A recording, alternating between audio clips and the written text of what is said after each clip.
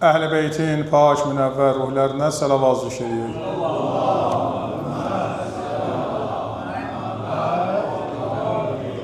Allahümme salli ala Muhammed ve ali Muhammed. Euzu billahi mineşşeytanirracim. Bismillahirrahmanirrahim. Esselatu vesselamu ala seyyidina Muhammed ve alihi teyyibine tahirin. ولعن الدائم على أعدائهم أعداء الله من الآن إلى لقاء الله أما بعد وقال الحكيم في كتاب الكريم رب اشرح لي صدري ويسر لي أمري واحلل عقدة من لساني يفقه قولي السلام على الحسين وعلى علي بن الحسين وعلى أولاد الحسين وعلى أصحاب الحسين. Allah-u Teala Zadar İmam Hüseyin məclisini ali dərəcədə bizdən qəbul eləsin.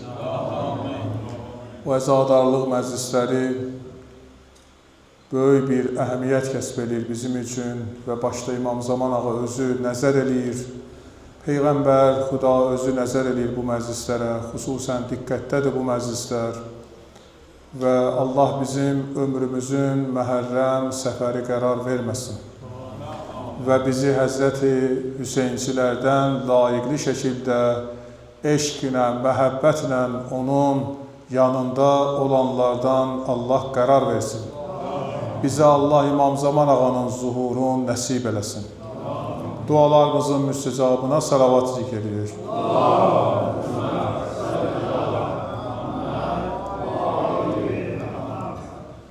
Dünənki söhbətimizdə diqqətinizdədirsə, biz Kərbəla məktəbinin bir mahiyyətini eşq üzərində qurduq. İmam Hüseyn özü bir eşqin bağlantısındaydı.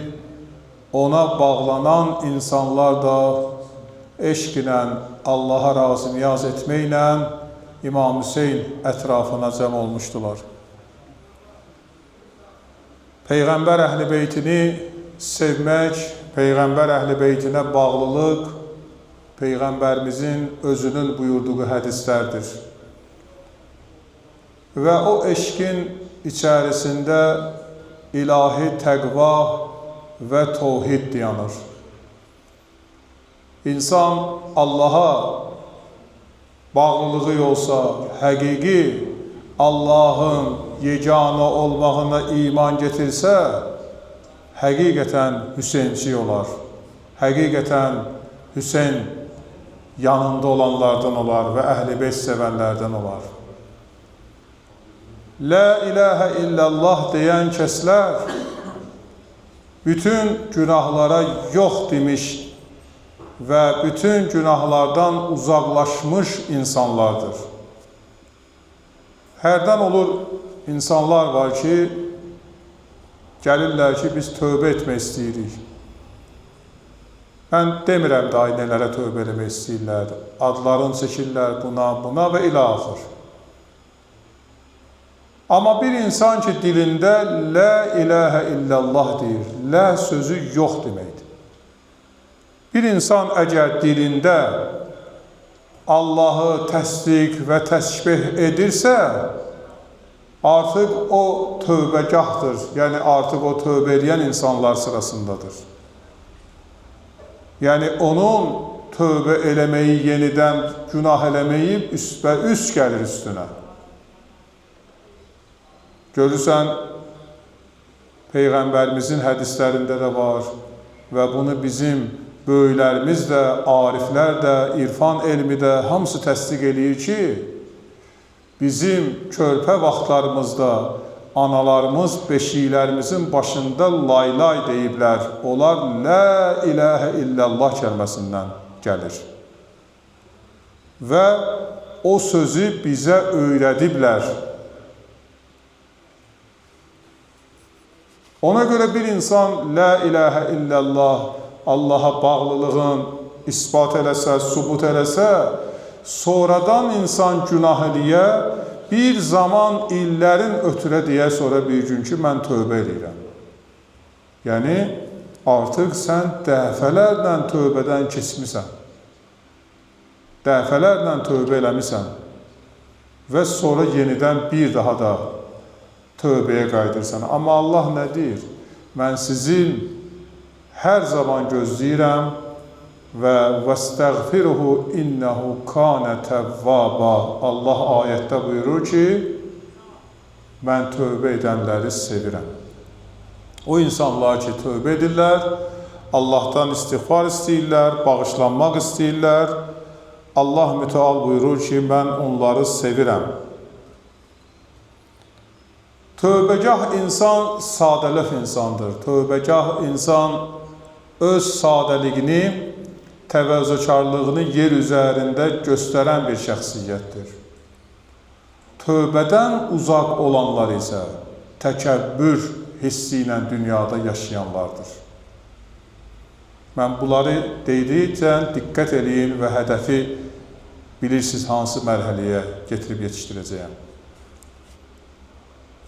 Baxaq görək tövbə edənlər sırasında elə insanlar var idimi ki, onlar tövbə etdilər və tövbələrinə sadiq qalmadılar və ya tövbələrini qoruyub saxladılar.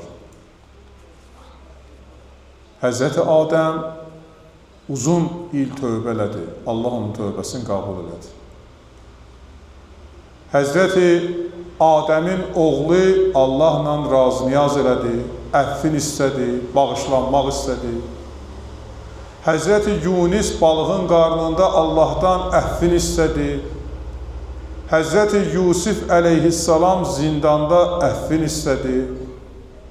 Ki, şərab süzənə bir sözdür ki, getdiyi ilə Yusuf adlı şəxs var zindanda. Allah deyir, ey Yusuf, sən nə danışırsan? Səni quyunun içindən qurtaran kim? Qul bazarında qiymətini qaldıran kim? Misrin əzzin evində hörmət izzət sahibi edən kim? Və sən indi kimə sığınırsan? Və Yusuf bildi ki, burada səhv edir və uzun müddət Allahla münazat edir. Yaqub əleyhissalam Allahla razı-niyaz edir, tövbə edir. Allah ona nişan verir, ey Yaqub, bu nə haldır sən özünü salmısan? 40 ildir sən Yusufin dərdindən heç olub gedmisən, gözlərin kör olub, haldan düşmüsən və bir eşq var, o eşqi sən Allaha yox, Yusuf'a bağlamısan, Yaqub ağlayır. Nə qədər belə hadisələr saymaq olar? Həzrəti Musa'da görürük bunu, Həzrəti İsa ruhullahda görürük. Amma sonuncu Peyğəmbərimiz, Peyğəmbərlikdən qabaq da, Peyğəmbərlik aləmində də, nübüvvət aləmində də, Risalət ona Peyğəmbərliyə yetişəndə də, Peyğəmbərin sözü bu idi. Əstəğfirullah Rabbi və ətubu iləy. Bilirsən, Peyğəmbər bir hədisində nə deyir? Deyir, ümmətimə namaz Allah tərəfindən vacib elədiyim kimi, Peyğəmbərə Allah buyurub ki, namazı de, ümmətinə namazı vacib dedim. Ümmətimə bu sözü də vacib edərdim. Allah bunu əmr etsəydi. Yəni, özündən Peyğəmbər demir. Deyir, Allah əmr etsəydi, bunu da deyərdim. Ümmətimə vacib eləyərdim ki, bu sözü dillərində şakir eləsinlər, tez-tez desinlər. Əstəğfirullah Rabbi və ətubu iləy özü insan üçün böyük xilaskar olunan bir sözdür. Mən dünən dedim, mələklər ki, yazdıqda insan günah elədikdə bir dənə deyə Əstəğfirullah Rabbi və ətubu iləy, o günah sənin üçün yazılmaz. Allah deyir, mələkinə deyir ki, artıq bu ayıldı, tez ayıldı bu əməlindən və dərk elədi ki, bu əməli səhvdir. Peyğəmbər buyurur, bilirsiniz, böyük insanlar kimlərdir? Peyğəmbər üzün tutur, səhabələrinə deyir, bilirsiniz, böyük insanlar kimlərdir? Peyğəmbərə səhabələr baxır, deyir, böyük insanlar onlardır ki, onlar Peyğəmbərin yanında yer tutublar. Ərəblərin sözünə bax. Deyir, yox. Deyir, böyük insan olar ki, onlar çoxlu namaz qılırlar. Dedi, xeyr. Dedi, böyük insan olardı ki, onlar gecə, gündüz səzdədədirlər. Dedi, xeyr. Dedi, böyük insan onlardır ki, öz günahlarını etiraf edib Allah qarşısında baş əyirlər və başqalarının da günahlarından keçirlər. Onlar böyük insanlardır. Böyük şəxsiyyətlərdir. Elə insanlardır ki, onlar səhvlərini dərk edən insanlardır. Ona görə deyir, sadəlöv insan, təvazökar insan hər zaman neyniyər? Etiraf eləyər, deyər ki, ilahi əff et məni, bağışla məni. Mən bu işdə səhv elədim, bilmədim və bəzən heç səhvi olmadan da üzrxahlıq istəyər. Gəldi bir nəfər Peyğəmbər sallallahu aleyhi və səlləmin yanında ibadət eləyirdi. Peyğəmbərin yanında da səhabələr var idi ki, onlar hər zaman istəyirdilər ki, Peyğəmbərin yanında yer tutsunlar, Peyğəmbərin yanında olsunlar. Misalən, Malik Əjdər, Əbazər, Əmmar, Həmzə Seyyid-i Şühəda, bunlar hamısı sadiq insanlar idi. Gəldi bir nəfər Əbazərin yanında dayandı, Əbazər qalxdı ayağa, keçdi onun yanında, yerində yer tutdu. Əbazər baxdı, təbəssüm elədi. Deyir, bu üzünü çevirdi, utandı, deyir ki, ey Əbazər, mən sənin yerində oturdum. Bu sənə aid olan ibadət yeri idi. Əbazər deyir, namazını qıldı, tamamladı. Qalxdı ayağa, Əbazərə təzim elədi. Peyğəmbər diqqət edir bunlara. Dedi, ey Əbazər, bağışla məni. Utandım, demədim, sənin yerində oturdum. Amma utandım o cəmaatın içərisində, qalxım yenidən sənə o yeri təqdim eləyim. Orada oturasan. Amma əff elə məni, mən bilmədim. Bu işi gördüm, bilmədim. Güman edirəm ki, bu namazımda da naqisliklərim oldu. Deyir, Əbazər baxdı buna belə, bastı bağrına. Dedi, mən kiməm? Sən nə etmirsən, düz eləmirsən. Bastı bağrına, dedi, əgər mənim sənin üzərində haqqım varsa, haqqım sənə halaldır. Peyğəmbərimizin gözü doldu, dedi, nə böyük insanlarsınız siz. Peyğəmbər belə səhabələrdən həzz alırdı və Peyğəmbərimizin o səhabələr nümunələri idi. Peyğəmbərimizin nümunələri idi ona görə ki, onlar Peyğəmbər kimi həyat tərzi sürürdülər, yaşayırdılar. Ki, Peyğəmbərdən sonra o silsilə insanlar üçün geçsin. Biz Allahın Rəsulü elə belə söz demir, deyir, dini irəli götürən amillərdən biri odur ki, siz özünüz nümunə olmalısınız. Siz özünüz əxlaqi dəyərlərə malik olmalısınız ki, başqaları sizdən nümunə götürüb dini sevsinlər. Peyğəmbərin əxlaqi keyfiyyətləri var idi ki, cəmaat Peyğəmbəri sevdi. Ona görə İslamın əziz Peyğəmbəri səhv etməyən bir şəxsiyyət olur. Və hər zaman da dilində əstəğfirullah olub. Hələ o demək deyil ki, adam səhv eləyə, deyək ki, ay Allah, bağışla məni. Kişi odur, böyülük odur ki, hər zaman deyəsən ki, ilahi əff et məni.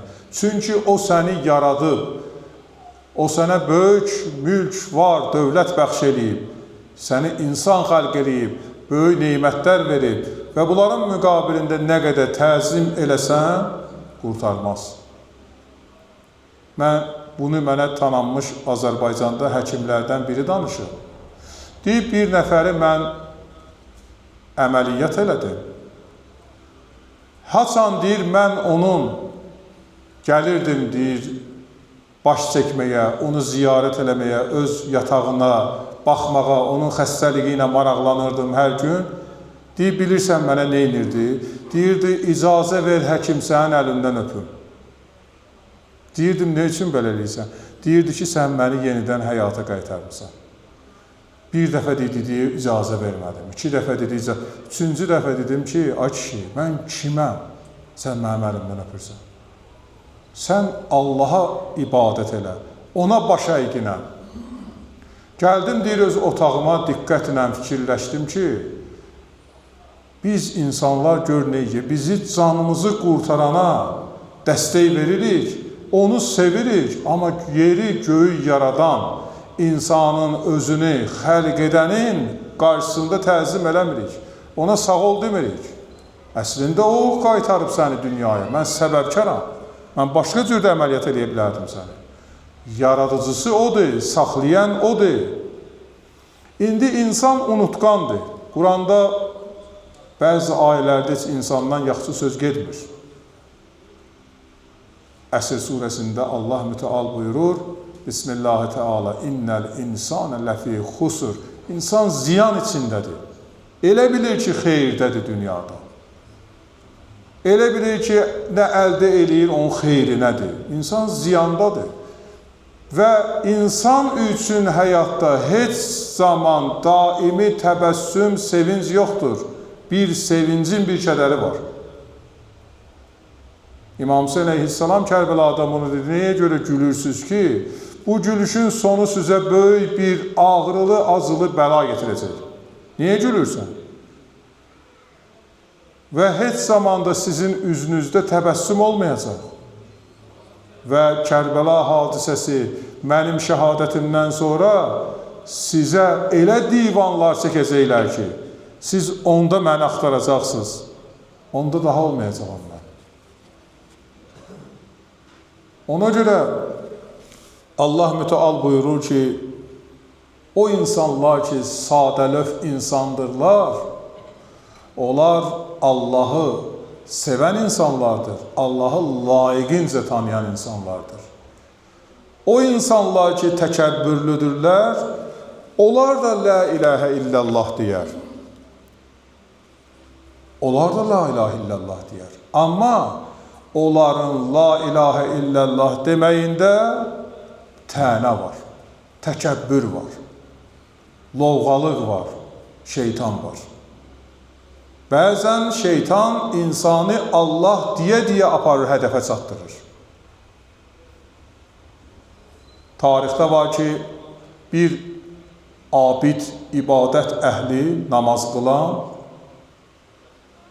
çəkilir bir kənara, deyir, ömrümün qalan hissəsin, mən dağlarda, mağaralarda ibadət edəcəm. Cəmiyyətin içərisinə düşdükcə bəzən günahlara giriftar olursan. Günahdan da insan özünü qutara bilmir. Şeytan neynir? Şeytanın hədəfləri var axı. Hədəflər ondan ibarətdir ki, şeytan ibadət əhli ilə mübarizə aparır. Quran oxuyanda bir dənə diqqət eləyin, məclislər, məsciddə, digər yerdə. Quran oxuyanda adamlar var, əsnəməyi tutur, adam var, başını qaşlayır, adam var, nəsə telefonla və ya ilə axır, neynir?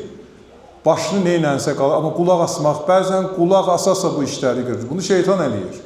İnsanı istəmir ki, onun ruhiyyəsini dincətsin. Yaxşı müdrik sözlər gəlir, eşitmək istədikdə onu yayındırır.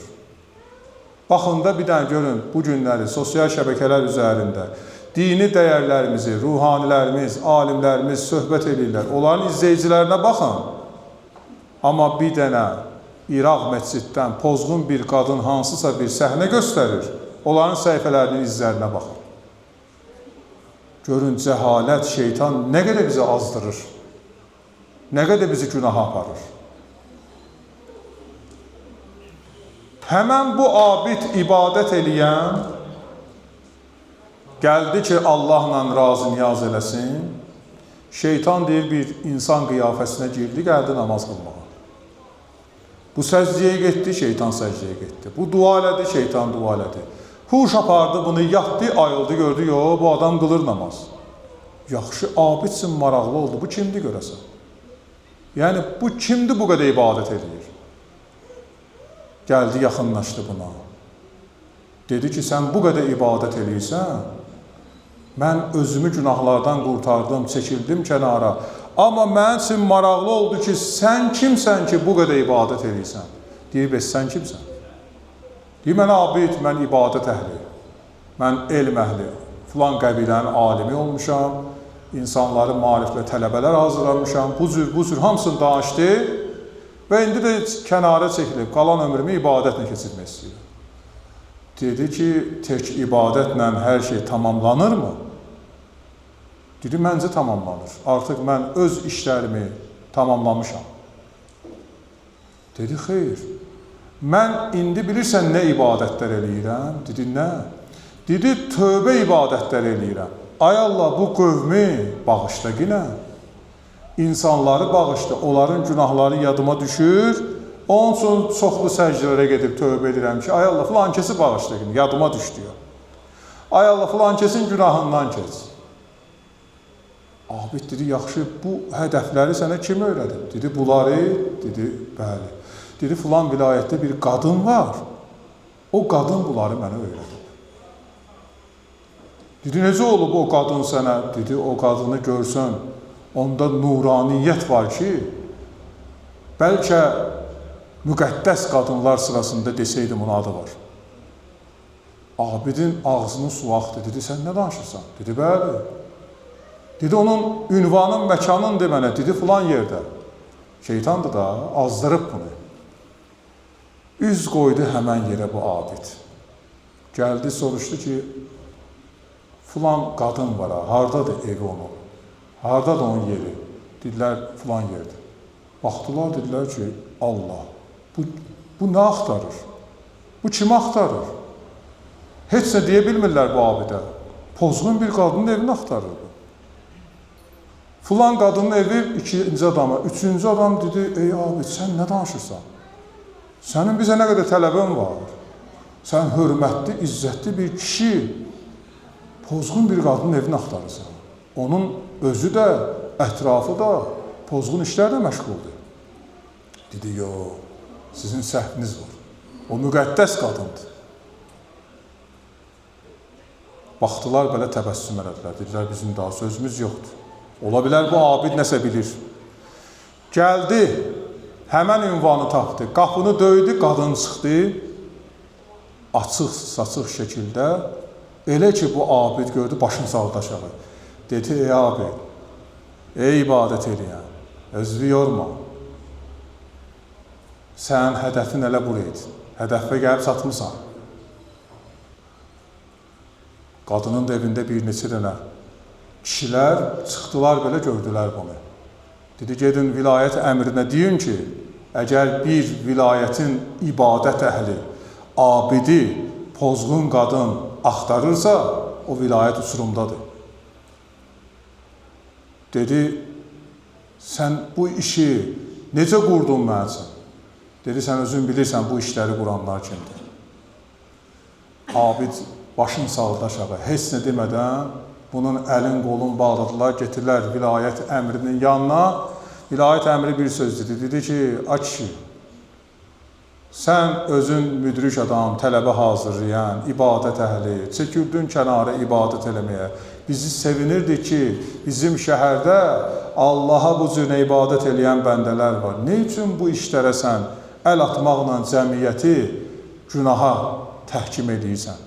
Dedi, mən günahkar deyiləm. Dedi, düzdür, günahkar deyilsən. Amma bugün günahı etiraf eləməlisən. Bugün sən səhv bir yoldasan. Pozğun bir qadının evini axtarırsan. Cəmiyyətdə insanlar, fikirlər ayrılırsan sən. Və mənim qərarım odur ki, vilayət əmri, səni öldürəcəyəm. Dedi, bu ne iş gördüm ki, sən məni öldürəsən? Dedi, sən zinaya əl atmaq istəmirsən. Və o qadın ayıq qadındır ki, səni zinadan ayırdı. Dedi, mən elə bir iş görmədim axı. Həmən o ibadət eləyən gəldi yandımın qabağında. Dedi, ey abid, narahat olma. Buradan mən səni qutarıcıyam. Dedi, sən nə pis bir adamsan. Məni hara getirib çatdırmırsan. Dedi, buracan mən getirməmişəm səni. Dedi, Allah səni lənət eləsin. Dedi, mənə lənət oxuma. Buracan mən getirməmişəm. Buradan o yana da mən səni qutarıcıyam. Dedi, necə eləyəcəksən bunu? Bu qərar verib məni öldürmək istəyir. Dedi, narahat olma, mən səni qutarıcıyam. Sadəcə sən mən dediyimi deyəcəksən. Dedi, gecə namazları deyirdin, ibadət deyirdin. İndi nə deyirsən mənə ki? Mən necə qutarıcıyam buradan? Dedi, qutarıcıyam səni. Gəldi, hakim sözün dedi, günahkarın, cəzaların deyəndən sonra dedi, asın bunu dar ağacından. Dedi, nə oldu? Bəs mənə qutarırdın, axır mənə asırlar. Bəs necə oldu? Dedi, bir dənə mən sənə söz deyim. O sözü deyil, mən üzümü çövürüm, hakimə hökmü dəyişdirim.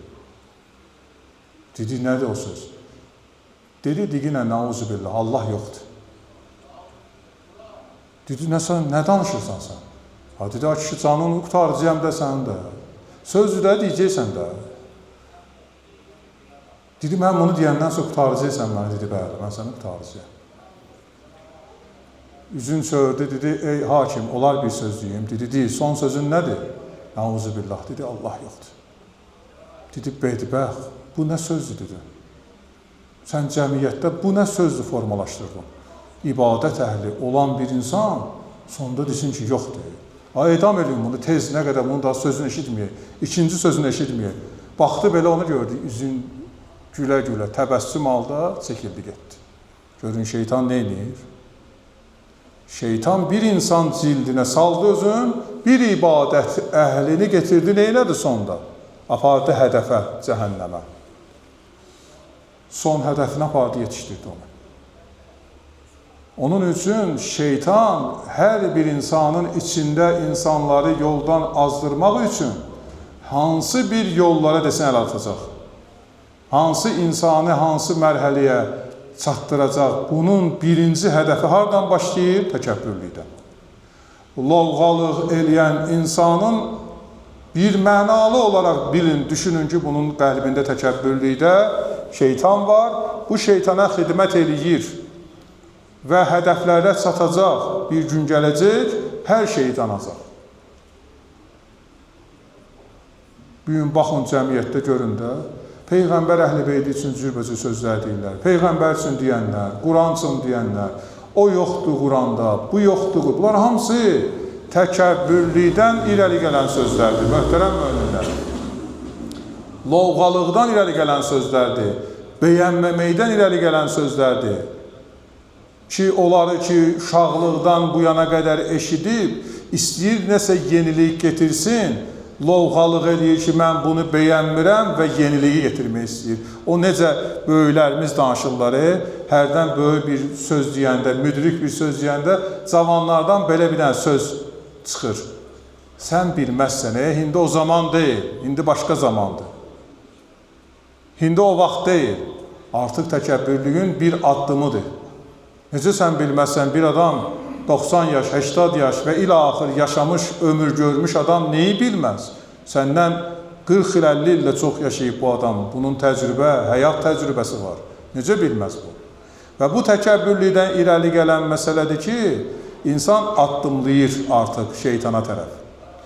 Ona görə Allah Quranda buyurur ki, və ilahukum və ilahun vahidun la ilahe illallah huvər-rəhmanir-rəhim. Siz Allahınız odur ki, o təkdir və ondan başqa heç bir məbud yoxdur. Onun təkliyi və yeganəliyini hər zaman qəlbində isbat elə və yaşa onunla. Və Allahın varlığını səmimi qəlbidən, səmimiyyətlə qəbul elə və eşq ilə gördüyün işləri nə varsa onun üçün elə. Nə iş görürsən onun üçün elə. Bax, bizi buraya yığan nədir? Bu məclisləri bizi çəkən nədir? Həzrət İmam Hüseyin əleyhissalam? Yox, İmam Hüseyin əleyhissalamın Allaha olan eşqi. O eşq getirib bizə bura çatdırır. O eşq insanları öz tərəfinə çəkir. Əgər o olmasaydı, necə ki, Həzrət İmam Hüseynə də cürbəcür sözlər deyirdilər ki, gəl geri qoşul, qoşulma yine, sən çəkil kənara, obrlar, xəlifələr, obri insanlar çəkildilər, Yecidin səndə iş olmaz, əmannama verərlər, cürbəcür sözlər nə qədər istəyirsən deyirdilər. Amma İmam Hüseyin Allah eşqi, Allahı insanlara təqdim və təsdiq eləmək üçün insanları bir hədəfə çağırır. Ey insanlar, zillət bizdən uzaqdır. Zillətə boyun əyməyin və bilin ki, bunun sonu yoxdur. Ölüm sizin üçün çox da uzaqda deyil. Ölümdən qorxub dünya həyatınızı, ahirətinizi bərbad eləməyin. Həm dünyamızı, həm ahirətinizi bərbad edəcəksiniz. İndi deyərik ki, dünya həyatını neyinəcək bərbad? Yaşadı, getdi də. Ömər Səhd də yaşadı, İmam Hüseyin də yaşadı. İkisi də yaşadı. İmam Hüseyin şəhadətə yetişdi. Ömər Səhət öldü. İndi 1380 neçə ildir, 88 ilə yaxındır. Nə deyirlər Ömər Səhətə? Allah lənət eləsin. İmam Hüseyin üçün deyirlər ki, Allah ruhun şad eləsin. Ruhu şəfaətçimiz olsun. Yaşamaq var, yaşamaq var. Bu kişi yaşadı, elə bir iş gördü ki, dünyasını abad elədi. Ahirəti də öz yerində. Amma Ömər Səhət yaşadı, dedi ki, mən filan yerin valisi olacağım, filan yerdə olacağım, dünyanı daimi bərqərar elədi özü üçün. Elə bildi ki, dünyada ölməyəcək. Hələ hakim olacaq, iş başında olacaq, ordusu olacaq, elə belə yaşaya-yaşaya, halbuki atasından ona qalan miras, atasının hörmət izzəti, onun üçün elə nə qədər desən bəs idi. Atasına da rəhmət oxutturmaqdansa lənət oxutturdu. Görürsən, bir insan iş görəndə nə deyirlər hamısı? Bizim Azərbaycanın milli sözləridir bu. Allah ata rəhmət eləsin. Bir yaxşı iş görəndə Allah ata rəhmət eləsin. Atanın ruhu şad oldu ki, belə bir oğul təlim tərbiyə edir. İndi bir pis iş görəndə nə deyirlər? Allah onun atasına lənət. Atası da bir şey deyildi, oğlu da. Yazıq kişi bəlkə yaxşı adam idi. Bunun bu hərəkəti atanı da heç elədi qoydu. Onun üçün Peyğəmbərimizin əziz balası deyir ki, onlar həm dünyadan oldular, həm ahirətdən oldular. Ahirəti də itirdilər, dünyanı da itirdilər. Və bu insanların ən əsası o idi ki, bu insanlarda vicdan anlayışı yox idi. Bu insanların əqidəsi yox idi.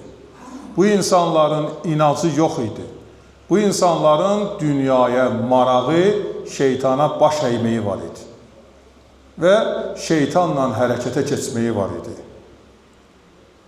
Və baxsaq bir Yezid lənətullaha, Maviyyə, atası lənətullaha, ondan sonra gələn silsilə zalimləri İbn Ziyada, Ömər Səhətə, bunlar Məkkiyə ki, gedib, bəzi tarixçilər yazır, Şimir 60 dəfə nə ilə axır gedib Kəbəyə.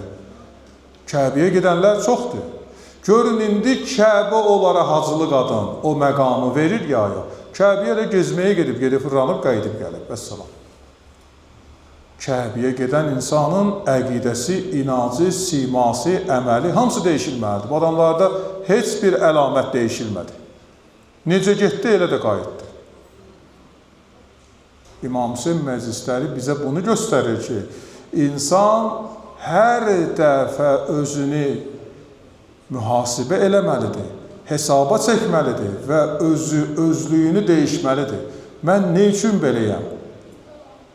Mən bu işi niyə belə görürəm? Niyə bugün sübh namazını qılmadım? Niyə bugün günorta namazını vaxtında əda eləmədim? Niyə orucumu pozdum? Niyələri öz-özündə desə, mütləq dəyişəcək. Amma bir insan ki var deyə ki, yox, mən qılmamışam, nə olsun, qəzası var, qılaram. Oruç tutmamışam, orucluqdan sonra savabı var da, oruç tutaram. Bu adam biganədir də. Yavaş-yavaş namaz, oruc əməllərinə biganə ilə yanaşır, zaman hədəfə gəlib çatanda eşidirik ki, filan kəs namaz qılmır. Namazını tərk elədi, orucunu tərk elədi. Bunlar hamısı təkəbbürlükdən iləri gələn məsələlərdir. Amma insan sadələf olsa ki, bir dəfə namazını qılmasa, özü-özünə tənqid eləsə ki, mən bunu niyə görə eləmədim? İlahi, bağışla məni. Mən ötən dəfə müqəddəs Ərdəbilidən danışdım. İlahi, bağışla məni. Bir nəfər gedir Kərbəla ziyarətə. Çox maraqlı bir hadisədir. Gedir Kərbəla ziyarətinə. Allah ziyarətdə olanlarımızın ziyarətini qəbul eləsin. Allah siz əzizlərə bu il Aşura Ərbəyin ziyarəti nəsib eləsin. Kərbəla ziyarətində Həzrət İmam Hüseyin ağanın ziyarətinə qədəm-qədəm gedir. Əbəlfəz ağanın hərəminə gedir. O Kərbəla çölündə gezir. Birdən bilirsiniz nə deyir? Deyir, ilahi, bu attığım addımlar var ha. Əyağımı ki yerə qoyuram ha. Görəsən, buradan bu attığım addımların içində Yezid, Ömər Səd, Şimr gedib, ya İmam Hüseyin keçib. Görürsən, mənim attığım addım Şimrin addımıdır, ya Hüseynin addımıdır, ya Əbəlfəzil Abbasın addımıdır. Görün, kişilər nəyə fikir veriblər? Mənim attığım addımlar kimin addımıdır görəsin? Mən onların addımı yerə əyağımı qoyuram, yoxsa elə Şimrin getdiyi yolu gedirəm mən.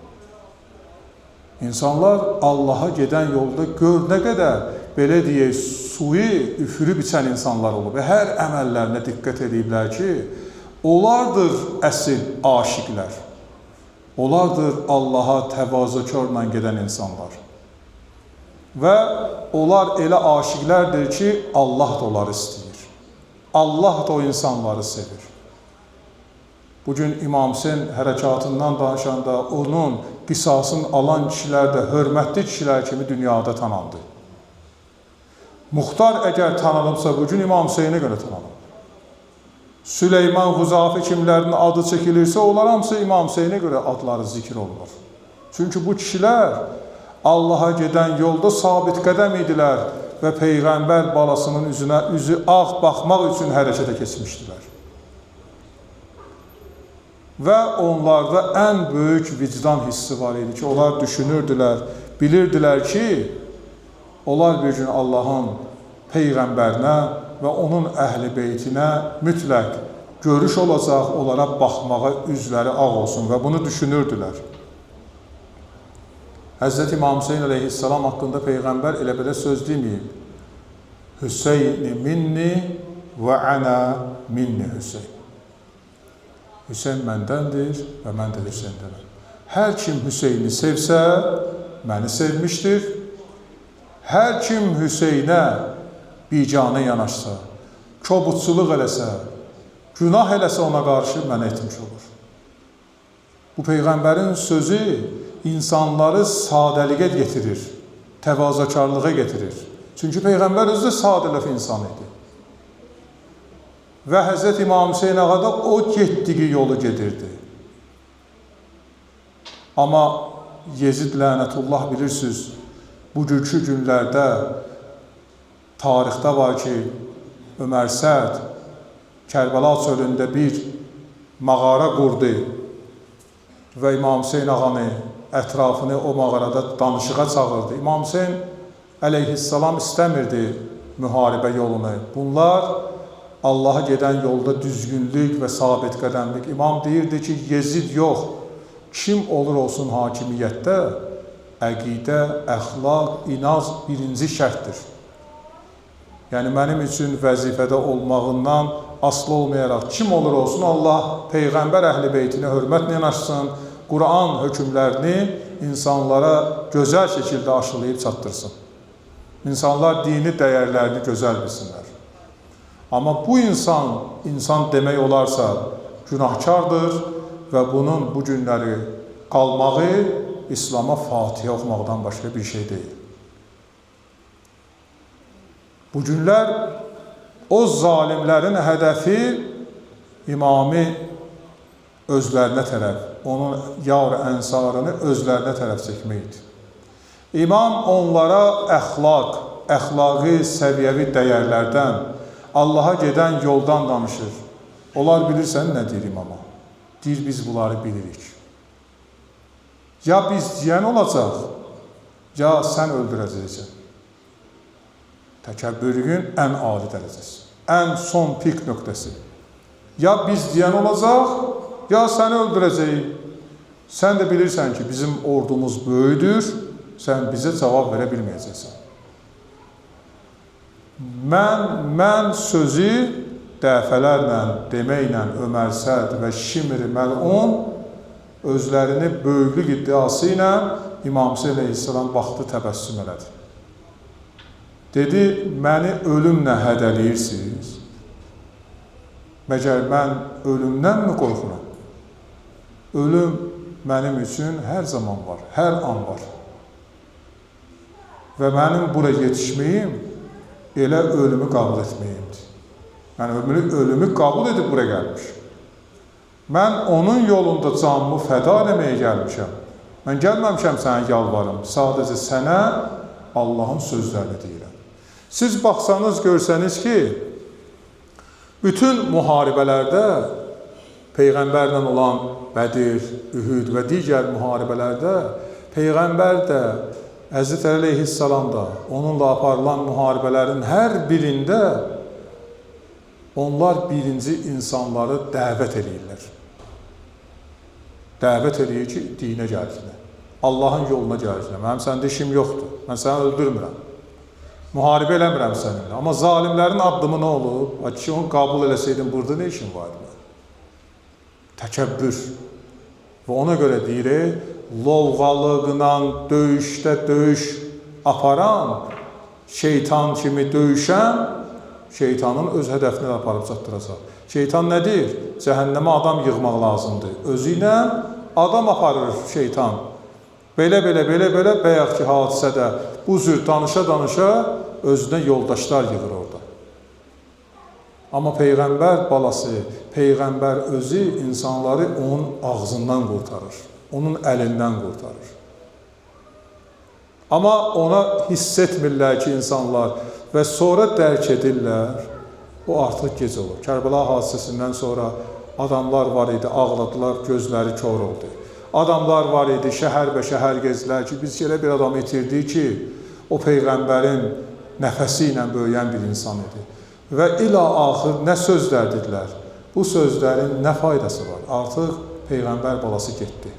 Peyğəmbər balası şəhadətə çatdı.